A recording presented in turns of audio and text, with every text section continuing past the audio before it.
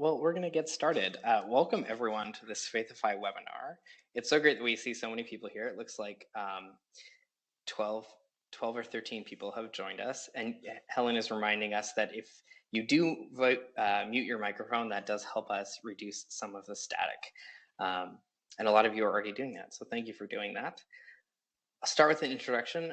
My name is Sean Neil Barron. I'm the ministerial intern at the New England region of our Unitarian Universalist Association, which is my very long title, which basically means I get to learn with the lovely people at our New England region, which is really exciting. Hillary Allen is on the call, and she is also one of the Faithify gurus. And we're joined by two wonderful people who have completed Faithify projects, Reverend Susan Karlon and Annette Marquis. And I'm going to let them introduce themselves just quickly right now before we get into the rest of our program. I'm Susan Karlon. I am the disaster response coordinator with the Situation Group on a grant from Delta Rock.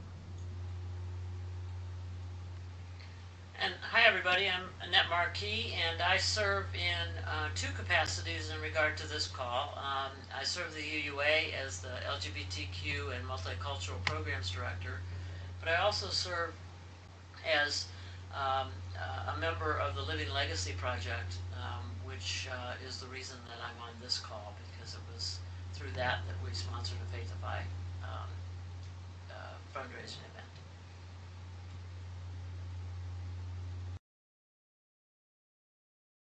Wonderful. Thanks so much. So how this webinar is going to go, the kind of structure is I'm going to give a little brief overview of Faithify, what it is, how it's being used, what's it all about. And then we're going to turn it over to Susan and Annette, and they're going to tell us about their experience with Faithify and the advice they would give other religious professionals who are thinking about using Faithify. Throughout the time, I encourage you to just chime in with your questions. If we're not really at a break point, it might be best just to shoot it over to the chat. That'll allow us to see it and interact with it and answer it as we go along, or just kind of raise your voice, raise your hand per se, and let us know your question. It's so great that all of you are joining us. So without further ado, I'm going to start our What Exactly is Faithify? So you should all be seeing some sort of presentation right now. Can you see a big Faithify slide? Perfect. So Faithify is a crowdfunding platform, and it took us a while to figure out what exactly we were going to call this. And Hillary has forbidden me to tell you what it was used to be called. But one of the reasons we really love the idea of calling it Faithify is that it's a really active word. Now, this is about activating, unlocking, empowering, and really faithifying our work in the world. And it's also a religious word. It's not just about kind of funding. This is about bringing our faith into existence in a deeper way and through relationships with other Unitarian Universalists and with our world. And so Faithify was launched last year at GA. And so far it really has taken off. Every time I can, I tell Sue and Hillary, who have been the masterminds behind this, that you've done an amazing thing, because when we get to the stats, you'll just see how effective Faithify has been. So some of you may have a better understanding of what crowdfunding is than others. So the basic understanding of crowdfunding is people have an idea, they take it to other people or the crowd, and they ask that crowd to invest in it. And Faithify allows them to invest in that through donations of money, but also as an on-ramp to get involved. And then the people who brought that idea can then go out and take it into the world and as really a gift for our movement. It's a very simple process, but is also a really important and really life-changing one. But we keep telling people that Faithify is more than just funding. It may seem that the crowdfunding apparatus is based purely on this kind of monetary transaction, but it's doing so much more than that. Faithify's goals are beyond that. We want to expose grant making to the moral imagination of a large group of people. We want to empower people to bring their idea into fruition, not just because a small group of people thought it would be a good idea to fund it, but rather because they can build a movement of support behind it. We think it lowers the barriers for involvement because you can ask anyone to help you, and we have a platform that allows you to do that. But beyond the kind of funding and getting your project out there, Faithify is also a place in which we get to tell and create viral stories about our faith. I don't know how many of you spend time on the Faithify website, but projects are constantly being uploaded there, and each of them is a small snapshot into the life of Unitarian Universalists living their faith in very different ways. And whether or not that's helping a coming of age trip get to Boston so that they can see our history, or where it's funding a youth pilgrimage or a new ministry, or even an ordination, all of these are elements in which people are taking their faith and bringing it out into the world. And we hope it's an accessible platform that not only tells the story of our values in the world and inspires people to do that more. Erica, you have a question about ordination. If you want to type that in, I can answer that now, or we'll get to it in the little FAQ section. So let's look at the results to date. So far, over $200,000 has been pledged in less than a year to Faithify projects, which is kind of astounding. That's $200,000 that probably wouldn't have been invested in our movement if we didn't have this platform around. That $200,000 has gone to 52 projects, and Faithify has a 66% success rate. So when you post a project on Faithify right now, 66% of the time it's funded. And not only that, about 10% of our projects actually exceed the goal that they want. An important fact is that Kickstarter and other crowdfunding sites have around a 40% success rate. So we think there's some sort of like Faithify magic or faith-filled magic that kind of allows us to bump up that 26%, because people are really wanting to invest in something that's so core to them, which is their faith. The $110, and this is because some pledges are really large. You know, I remember hearing a story of a person being so inspired by seeing a project over $2,000 to it, but there's a lot of pledges that are really small, and all of them kind of add up. 60% are funded. Does that mean 60% are funded to their goal level that they requested? Yes. So 66% posted on our site meet their goal and thus are funded. So 66% success rate on our page. So when you go to our page, this is our home page. We have a slider which kind of tells a little bit of our story, but the meat and protein of our site is this, which is our projects that are posted. So our homepage, oh, I hear Susan saying that the audio is a little cutting out. I'll see what I can do about that.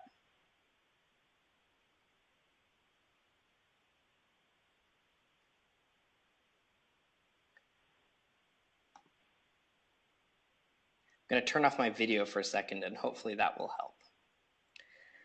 So you go to our homepage and what you see is different projects, and each of those projects has a little progress bar, and that shows you how percent it is funded, how much it has been funded, and how long the campaign are. All the campaigns are time limited, so you can have a 15, 30, 45, or 60-day campaign. And when you get into a specific profile, what do you see? Well, you see a picture or a video that represents that campaign. You see a little progress bar, which again shows you how much it's being funded, by how many people, and how long does it have to go. But also important is the sharing function, is that you have the ability to share this project in your social networks. And that's one of the major places that we see donations coming from. So some people, they always ask us, what does a project, how do you choose what a project gets in on Faithify? And we only have two requirements. The first requirement is that the people doing the project claim that they are Unitarian Universalists. And the second requirement is that some group of Unitarian Universalists say this project is one that we also claim as Unitarian Universalist. So those are our screens. Those are the only two gatekeepers or requirements to getting funded. So Helen asks, are funds raised mostly from initiators' own circle of contacts or significantly from those others unknown to them? It really depends on the project. Erica is saying that a lot comes from the outside. We see a lot of projects coming from places from within theirs. It really depends, especially on how much you're marketing. If you're sending your message out wide, chances are you're going to get more. And maybe that's a good question for Susan and Annette to get to. There's three final things that I want to say about Faithify before we end, and we turn it over to our experts. And Erica, if you type your question in, I'll probably be able to answer it. Is that Faithify is all or nothing, which means that if you don't get your full funding for the amount you want, then you don't get any of the funding. So when someone pledges on Faithify that they're going to pay for, a $20 donation, they don't get charged until you have enough donations to cover your full project. And the reason why this is because we don't have any we don't have any screens other than our claimed or claimed by. We don't know if you're going to actually do your project, and so it makes the funders create a sense of accountability because they know that you're only able to do your project if you get the full funded amount. And we get a lot of questions about this. Yeah, so as Kimberly says, you only get the award if you're fully funded. And how you get fully funded is you activate your networks. We get emails and calls from Faithify projects who are about their halfway point or 2 to 3 days left. And they say, we're not going to make our deadline. We only have 3 days left and we still have $2,000 to fundraise. And the question we usually ask them is, have you told your networks that you're almost at their time? Because you're really aware of it, but the people in your circles may not be. And so the critical success of Faithify is not just on posting your project, but it's actually on getting your message out there to the people who care about what you're funding. You can imagine the amount of times that we've said to people, have you emailed your friends and family and asked them to support you? And the answer is no. People sometimes think if you just put it on Faithify, it's going to work. And the projects that don't get funded are the ones in which people haven't done the work to activate their networks. So Erica says, I've had some people respond ambivalently to ordinations being funded this way. I guess the thought is that people expect to see social justice and service projects or major one-time needs funded. Thoughts on why ordinations have been included? What are the limits on the types of projects? So there's a few questions in there, Erica. I'll see if I can answer some of them. So as I said, the only screen that we have is this a Unitarian Universalist doing this? Does a group of Unitarian Universalists say that this is also a Unitarian? We think that ordinations are a part of our Unitarian Universalist movement, and they're actually a lot more expensive than a lot of people think. So ordinations are included because they're part of our Unitarian Universalist family of events. But of course, they're not the only type of project that is going to get funded on Faithify. There is no limit on the type of project that's allowed to be on Faithify if it meets our kind of 2 claimed and claimed by test. That being said, we haven't seen any project that's kind of an ongoing kind of program that you get funded, every week or so. All right. Helen asks, are donations tax? Can we give tax receipts? And if so, are you also available in Canada? So that's a great question about tax receipts. A project can give tax receipts if they are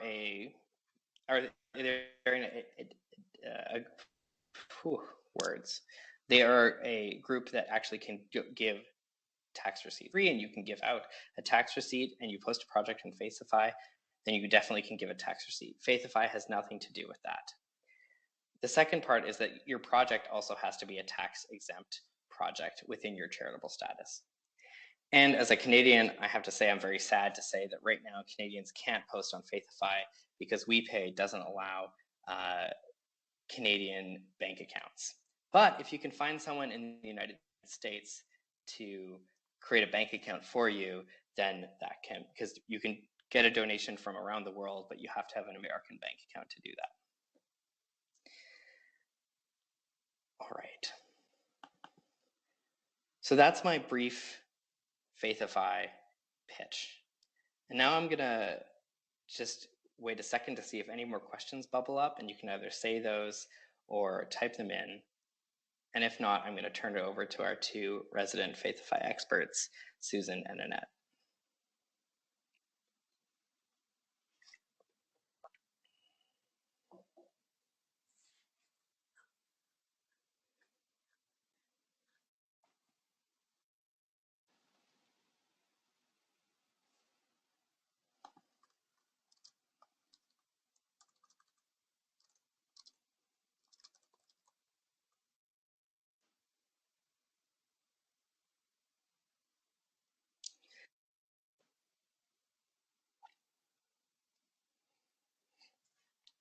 Erica, that's a great question. The decision is, so Erica asked, what is behind the decision to fund only if the full amount is raised? The decision is that we want to, so if you're having a $5,000 project that allows you to get a specific training, for example, and you only raise $200 of that, then you can't actually complete your project. So we will only want to fund projects that have the ability to actually completely, to be able to bring themselves to fruition. And so this is our kind of check and balance mechanism that allows us to say if you're actually going to do that. Great. Well, we're going to have time for questions later, but I want to turn it over to our two great presenters. So we're going to start maybe with Susan. If you can tell us about your project, what was it like to do Faithify, a little bit about what you've been learning from it, then we'll go over to Annette. Well, what I learned from it is a longer question, but I'll tell you a little bit about my project. My project is called UUs in Climate Action, Congregations Ready to Respond.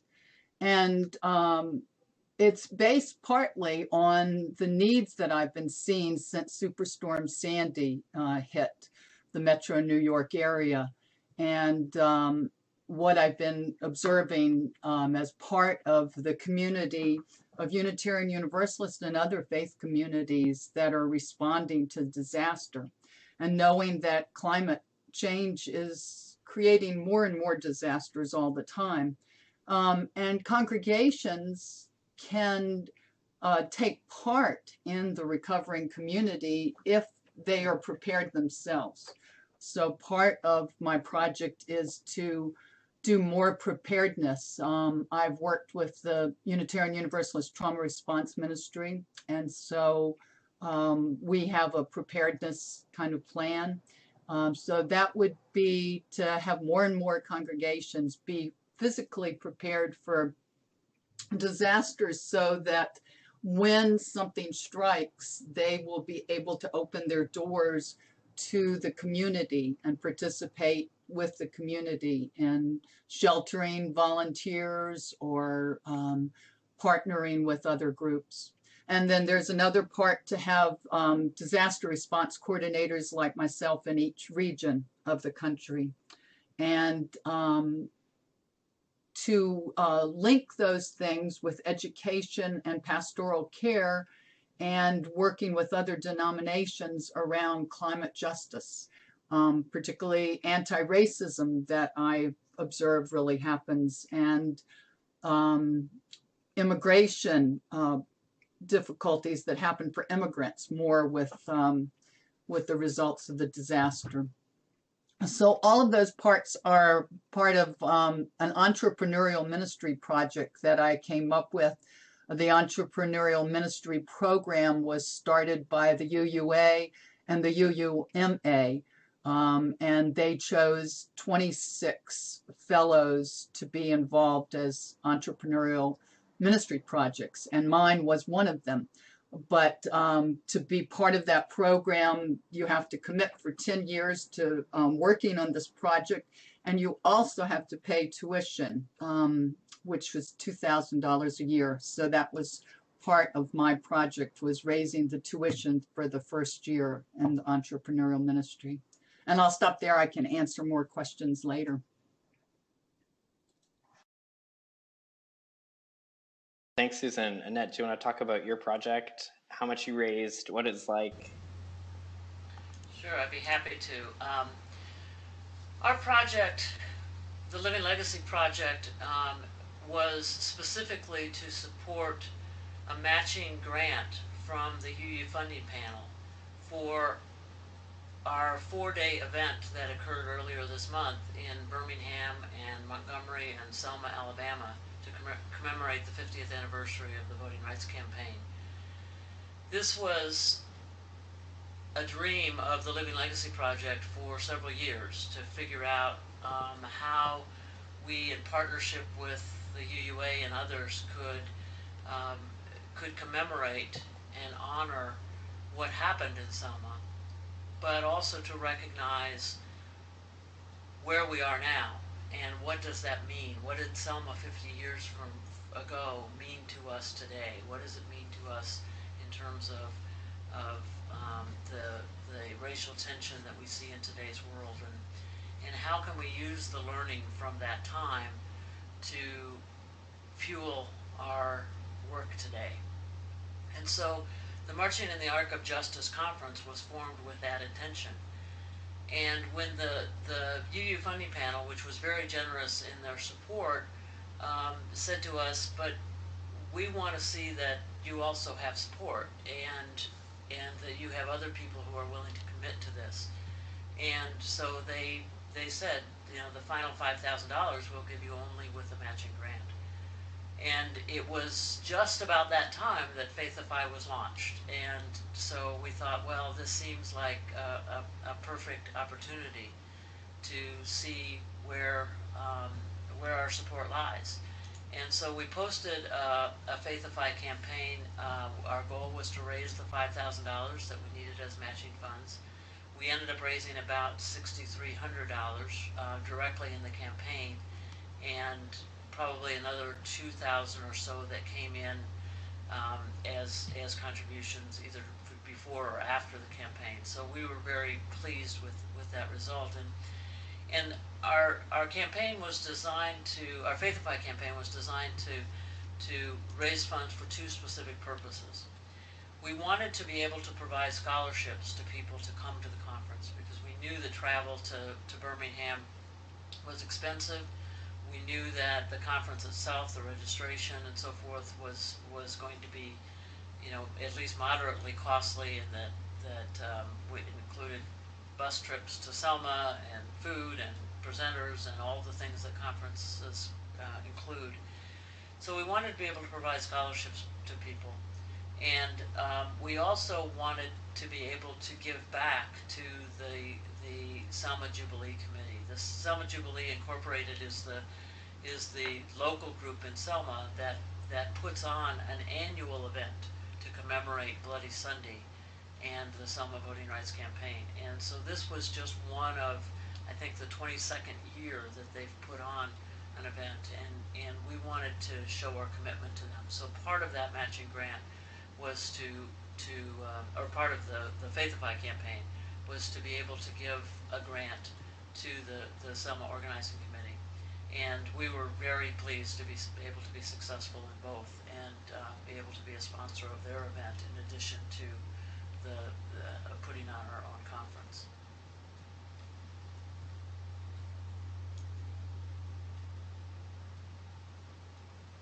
Wonderful. Thanks, Annette. So the next kind of question is, what did you learn about crowdfunding, or what advice would you have for other projects? Because I think both of you have sort of answered why you decided to use Faithify. So I don't know who wants to jump in first. I'm happy to. I've watched other crowdfunding campaigns through Kickstarter or whatever, and I've contributed to a few, but I hadn't actually been one of the organizers of a campaign before. And I learned that it takes a lot of diligence, that even if you have a project that people are enthused about, that it takes attention to encouraging people to remember to go to give. So we did some work before we ever launched to let people know that it was coming, and to please be aware that it was coming, and to be ready to give, so that we had some people lined up right at the very beginning to give, and that, I think, helped to launch it. But we also had what, as I understand now, crowdfunding sites over and over again tell you, is that there'll be a doldrums period in the middle of the campaign, and then there'll be another peak toward the end.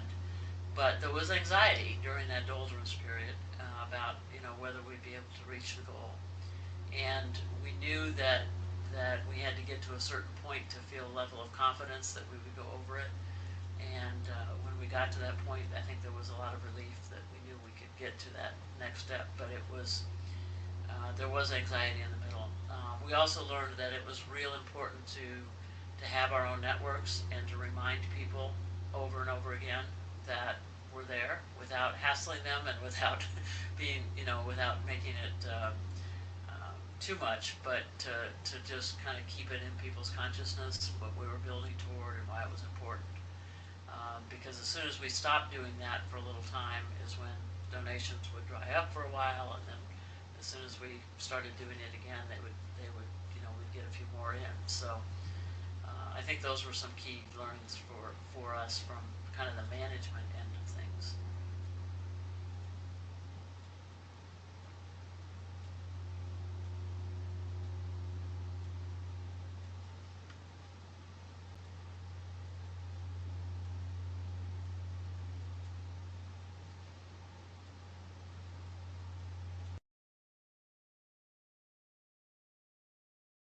Also, I had some people that made contributions off the WePay site. They sent me a check because they didn't really, we haven't talked about that, but they didn't want to pay through WePay. There are some criteria for that. And so I got maybe 150 more through those private donations. But what I learned was the incredible nature of Faithify. Just I had a couple of issues that came early on. It was hard to sign on, and every time I had a problem, Hillary, who is here, I wish you could raise your little banner. She would just respond right away, and within hours usually, and fix it, and just fix whatever the problem was. And then I learned, as Annette was talking about, that there was a period when it was just dry, nothing was happening, and Faithify is excellent about telling you about that this is going to happen, it's going to get started, and you're going to go really well, and then it's going to dry up, and you're going to wonder. So don't get worried about that, but of course you get worried, because if you don't make your goal, then you don't get anything. And so, at one point, and this was also when I did my project, was during kind of preparation for Christmas and the holidays. And so also was concerned somewhat about overloading people when they're already being taxed. Their generosity is being taxed. But I learned from doing Faithify that people are incredibly generous, and colleagues would put in testimonials saying what had happened before, what the Surge program was doing, and how this was only going to magnify it. And then I also sometimes fell prey to this feeling that is a theological point, I think, that there's not enough to go around, the scarcity kind of thinking. And that just got disproved over and over again. That, you know, some of my most beloved colleagues and friends in Unitarian Universalism were also doing projects at the same time. And so I thought, I don't really want to be in competition with them. But it ends up that all of those projects got funded fully, and all of us just worked together. So I would also say to you that if you get caught in scarcity kind of thinking, Faithify will help you with that. Because I had one colleague who was working with another project, and she just said, have you emailed people yet? And I had not emailed people. I put everything on Facebook and reached out to people that way. But of course, you know, if you have a lot of friends on Facebook, they're not all checking your Facebook page. So when I put it out there in an email to my whole address book, then it started coming in, and then I quickly met the goal. So that was kind of the cross-pollination of the beauty of it, of really us working together to make sure that all of our projects got fully funded. So it was just a really good experience, and I hope if you do a Faithify project that yours works out the same way.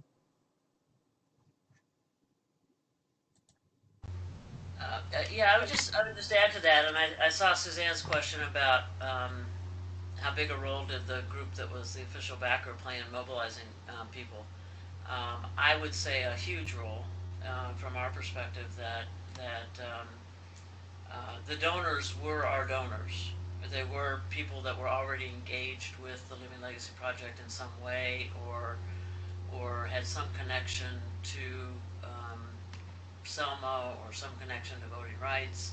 They had a, you know, they were people that were already connected. We didn't get somebody, I don't think, I mean, I couldn't say for certain, but I think that I would say the vast majority of our list were people that already knew about the fact that something was happening in Selma, and, you know, it wasn't like they came across the site and said, oh, I think I'll give to that. So I think that it was mobilizing our networks, that was really a key thing. We had, I think, about 70 to 75 or so donors. The average pledge, or the average commitment, was about $88, which I think is kind of high. We had a couple pretty large gifts, at least larger than I expected, and that took up the average. I think if we took those out, the average gift would be closer to 25 or 30, maybe 40. So that, you know, that was significant to us too, as we were trying to get as many people involved as we could. And the network, probably there were 500 or so people on a mailing list. You know, so what's that, about 15% of those people, if they were all on the list, maybe gave. And I think that that's pretty high too. I mean, that's reasonably significant. So I think with all those things into consideration, I think that having a network does matter, and using your friends and your family. And although I was very disappointed that my closest friends were not the ones who responded when I reached out to them and they said, oh yeah, sure, and then I didn't get their donations. So don't always count on them. It was people that had a bigger vision, perhaps, or that had a different connection, that were the ones who gave. And I might just add to, most of the people were people that I knew, and that knew my work, and knew what I was up to and what I had proposed. But there were a few people that I didn't recognize their names. I didn't know who they were. And that was particularly gratifying too, as well as the people. There was one of my colleagues who put the pitch out during Christmas time about give till it hurts or something, and they put a pitch out there, and they were one of the largest supporters too. So they put it out to the whole UUMA cluster group and the UUMA chapter. So a couple of things like that certainly were wonderful and sometimes unsolicited. Sometimes they would just write those comments or send something out, and that was another beautiful part of it. Most of the people, there were two larger donations, like $400, and then most of the people gave 25, 50, sometimes 100. There were a number of $100 donations for mine. One of the things that I think a lot of our Faithify projects, one of the realizations is that our networks are larger than we think. We just don't always remember to ask. And that's one of the things that we see time and time again is, oh, if we actually ask and tell the story of what the impact of this project will be on our community, and we give them a place where they can easily say, yes, I'm going to donate to, then we can be surprised. So I want to leave some time for questions that you have for Susan and Annette, or questions you have about Faithify in general. So you can either type those in the chat or unmute yourself. I'd love to hear some of your voices, even though I've been telling you to be quiet, and just let us know what your questions or thoughts are.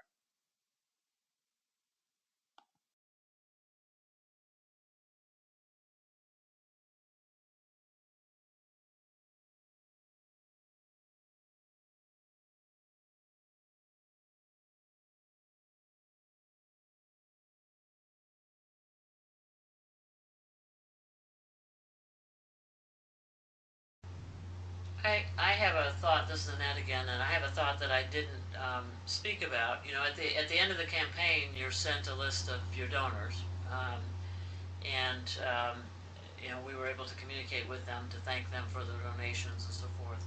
And I think that was important. But what I also have on my list that hasn't quite gotten done yet, but it's definitely on my list, is to, now that the event is over, that people gave money for, that we want to reply back to them again and tell them, you know, how things went, and if they weren't there, how their money really really augmented people's ability to get there, and the number of scholarships we were able to offer, and that kind of thing. And I think that second level of, I'm hoping anyway, that second level of feedback is something that will encourage people to look at other Faithify campaigns, to look at other ways to give, to look at the organization again, to have that ongoing relationship with them.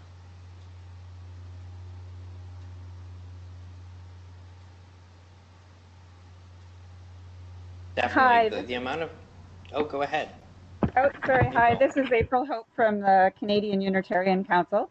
And being Canadian, my question is more about the actual setup of the Faithify site, and how duplicatable that would be, and if there'd be somebody willing to chat with me about that.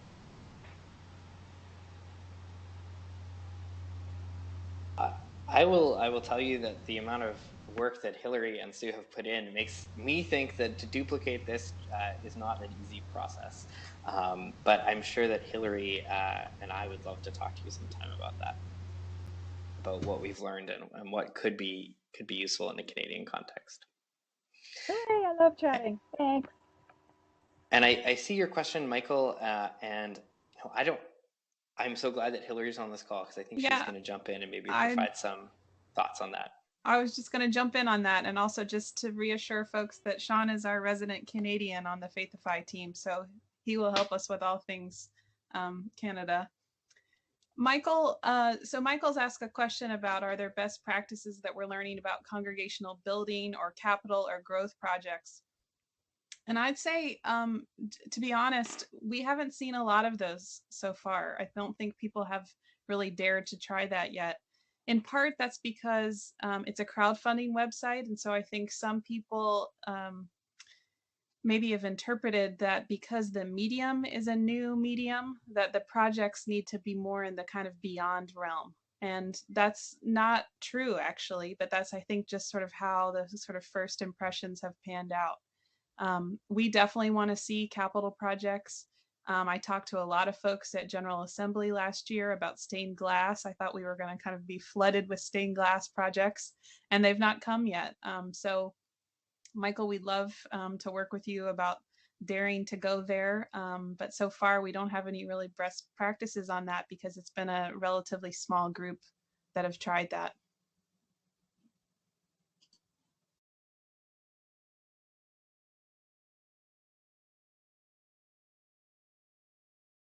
Glad to see that Michael's ready to dare.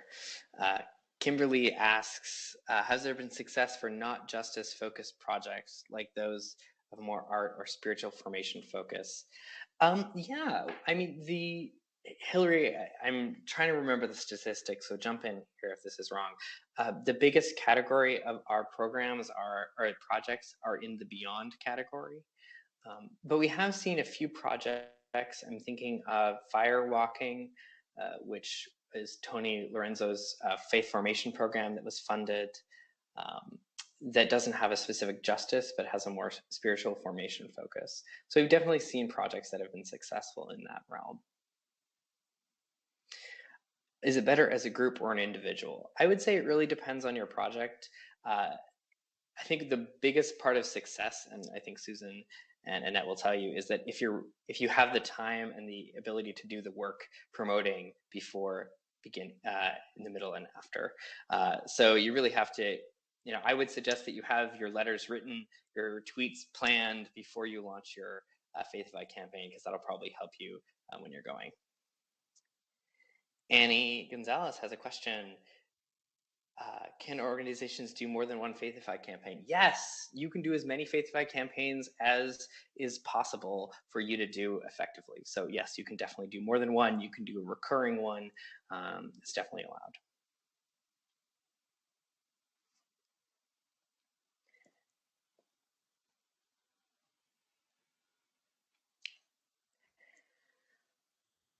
All right. I'm going to throw this open a little bit. I know that this is a group of religious professionals, whether that means that you are ministers, administrators, musicians, religious educators, or anything in between, or even you're a really active layperson that found out about this Faithify. So welcome. I just want to know, are there any projects that you're considering, or things you're like, I don't know if I want to Faithify this, but maybe, are there ideas that are bubbling? I would love to hear about your potential music extravaganzas. I think we should fund a UU symphony or something, an opera on Faithify. That would be amazing. So I'd love to know if there's Faithify projects that are bubbling up for any of you that you'd like to share with us. That's definitely my and Hillary's favorite part of these webinars, is really hearing what people are interested in.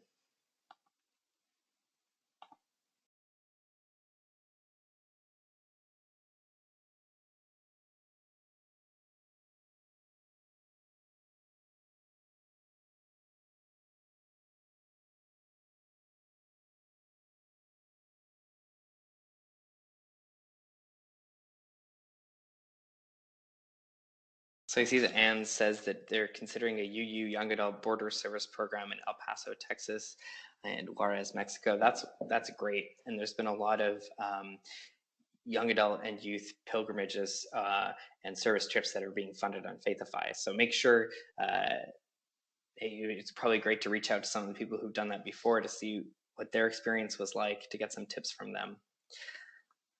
Kimberly says that she's in the very early stages of forming a project that creates worship performance pieces that wrestle with owning our religious pasts. Wow.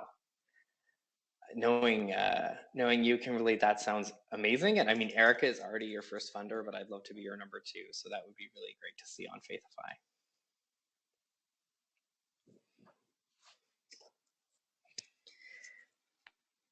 Michael Tino says he's from a small congregation and the need is real. It might be a difference between a small, ambitious parking lot and one that is on the cutting edge of environmental building. So that could be a way of definitely expanding your potential to decrease your environmental impact, but also allow you to do what you need. And feel free to turn on your microphones. I know that you might be hesitant to do that because we've been so chat focused.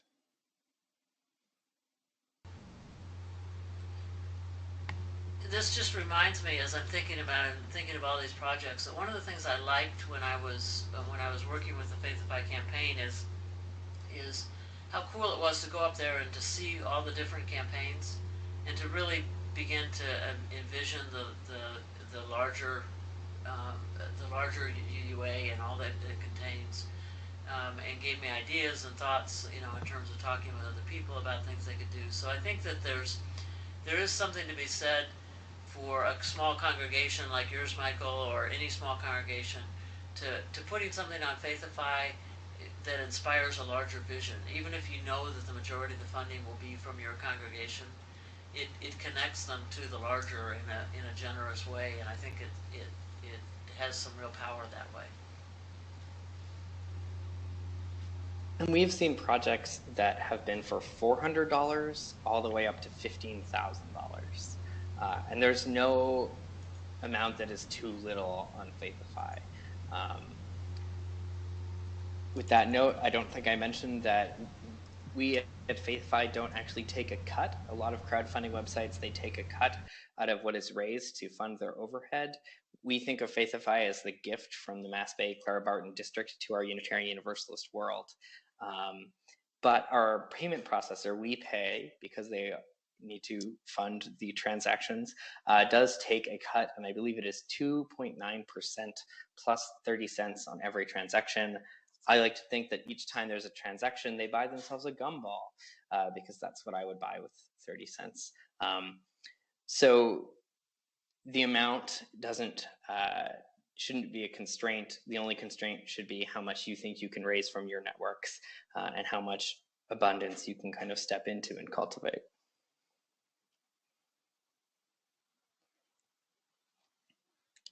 I'm just going to hold this space open if Susan or Annette has any other final thoughts, or if there are any other questions or potential Faithify thoughts. I'd love to hear them.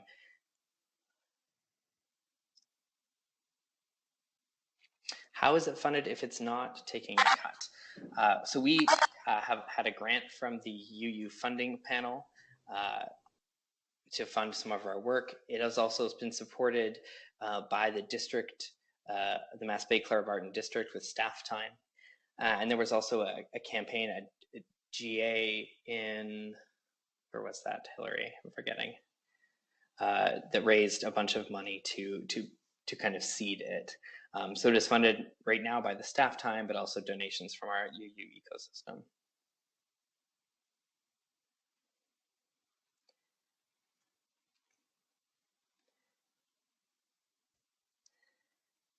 Kimberly asked, do you find... Oh, go ahead, Hillary. I just want to note, I mean, we really do, the Massachusetts Bay District Board really feels like this has been a gift to the larger movement, and our hope is to keep being able to not charge fees for as long as possible, but we're really putting ourselves out into that trust and the abundance that Susan and Annette have spoken to, that, you know, the movement keeps supporting this as a way that we want to be connected to each other. So our hope is to continue that, but we do know that, you know, as you all have noticed, it's an operational challenge to do something if you're not taking fees. So we'll see how it works. And there are literally 3 people that work on Faithify, other than our developer. Sue Phillips, Reverend Sue Phillips, Hillary Allen, and myself are the people that do Faithify. So it's not a huge, big operation. It's very bare bones and budget. Kimberly asked, do you find that people gather around Faithify campaign, meaning that it generates interest as well as funds? Definitely. Not only do we see the project and the story having impact throughout social media, but we see people wanting to get involved, sharing their interest. It's definitely a rallying place. But I think one of the other things that we've seen is people who, after they see a Faithify project, they're like, oh, I'm going to keep coming back to the site, or I'm going to post my own. So there's definitely some rallying that's going around. And hopefully project owners will cultivate and keep the people that have invested in them and keep them kind of up to date about what's going on with their projects so that they can be brought along on that journey. I mean, one of the things I loved about the Living Legacy Selma program, and I told Annette this last time I talked to her, was I wasn't in Selma, but I really felt like I was because I saw so much social media about it in our networks. And that was a really beautiful thing that they did, and they intentionally did, which was bringing Selma to the rest of us who couldn't be there.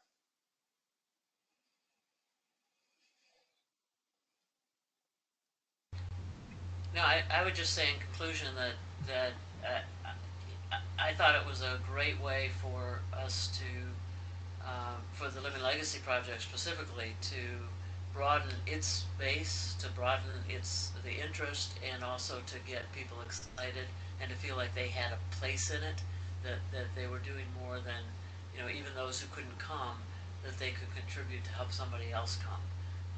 And that made a big difference for folks, and feeling that inclusion that happens through the social media, through watching the videos, through all those other connections. One way that people connect is by giving and feeling like they've played a part in it. So we had some veterans of the movement, from 50 years ago who could not physically come and yet gave because they wanted to assure that somebody else could. And those kind of moving pieces really make it something that engages people. It's not just about, I'm asking for money and you're giving, but it's a way to bring people in and make them a part of what you're doing, part of your vision.